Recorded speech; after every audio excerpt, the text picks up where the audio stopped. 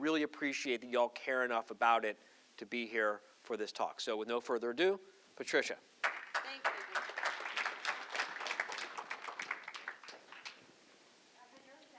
Give you a little bit of example of how decentralized finance system can really ruin lives and really threat human rights.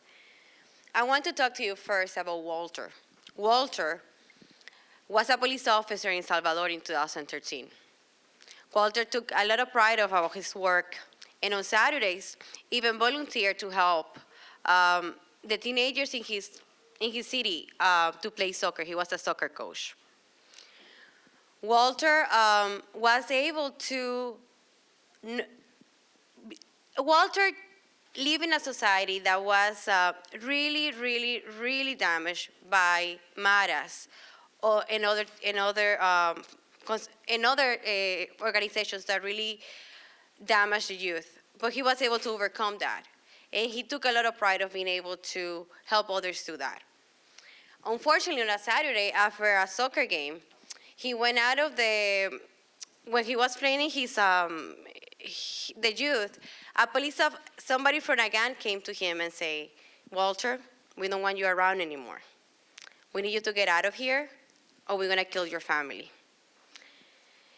Walter knew that this threat was serious. So he went straight to his police chief and said, I need help. They're going to kill me. And you know what the police chief said? You have to go. We cannot help you.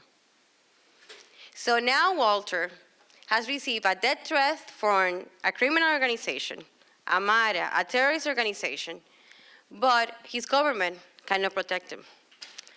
So Walter was lucky in some sense that he had some family in the United States. So he contacted his family in the United States and said, I need to get out of here. And his family put together a few $1,000s because that's what it will cost him to get here. So they send this money to Western Union because there's nothing else available at that time. In the meantime, Walter goes to his home on Sunday and spends the night with his family. In the morning, the man is knocking at his door again. Why are you still here? He said, give me time. I need time to get out of here. You know what, Walter? We're going to show you what can happen to you. So they go ahead and they rape his wife. It's been 3 days since his family sent him the money, but he doesn't have it in his hand. That was 2013. Had it been in 2021, when El Salvador became the first country in the world to accept Bitcoin as the national currency, or an official currency, his family could have sent him money Saturday, and he could have gotten it out of Salvador on Saturday night. The fact that there were so many intermediaries between the people that could help him and the time it took for him to get the money really damaged his family life for life. He was eventually able to get out, but the bad memories remain forever and the damage is already done. I also wanted to talk to you about Lily. Lily's from Thailand. And she was working in a hotel in 2004 when the earthquake hit Thailand.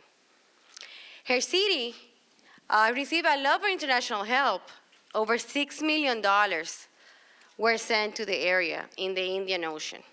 Unfortunately, it took months for Lily to see a single penny.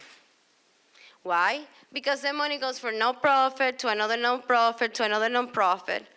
Then everybody get the wire transfer fees, and then the money is exchanged, to the national, from dollars or euros to the national currency.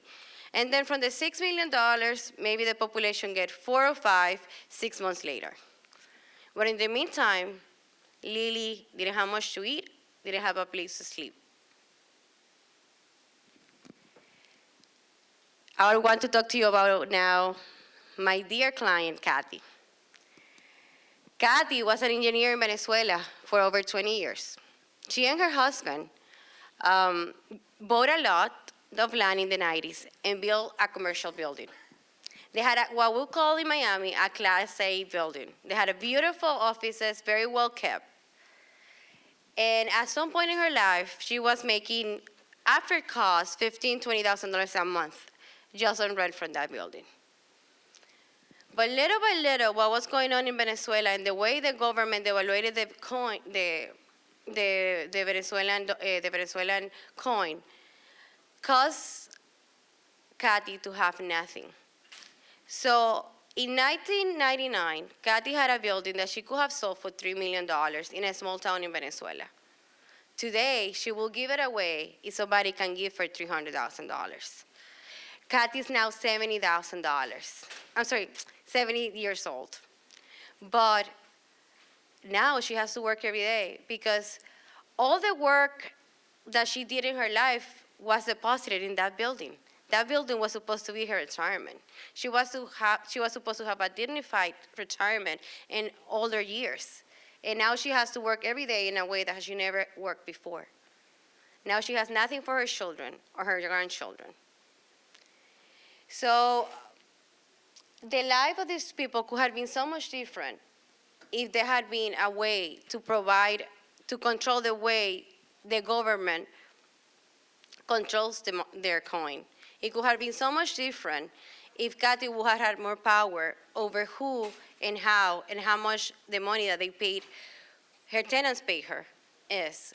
I'm gonna give you an example. For example, in the early 2000s, the Venezuelan coin will be devaluated sometimes 100 times in a single year. But Kathy could not raise the rent for more than 10%. So every time, if you want to make a case for DeFi and you want to make a case for Bitcoin and other systems, please remember that at the end of the day, it doesn't matter that we live in the middle, in a very universe, we're still people. And and we always have to think about human rights and how DeFi could really make the world a safer place. Thank you.